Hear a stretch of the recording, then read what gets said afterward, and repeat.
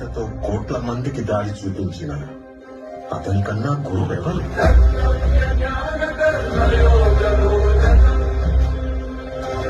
రక్షణ కోసం సముద్రం మధ్యలో ద్వారకా నగరాన్ని కట్టిన అతని కన్నా గొప్ప ఆర్కిటెక్ట్ ఎవరు?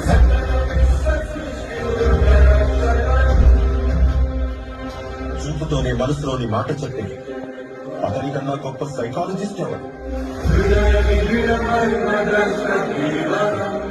వేణుగానంతోనే గోవుల్ని గోపికల్ని కట్టిపడేసి అతన్ని మించిన మ్యూజిషియన్.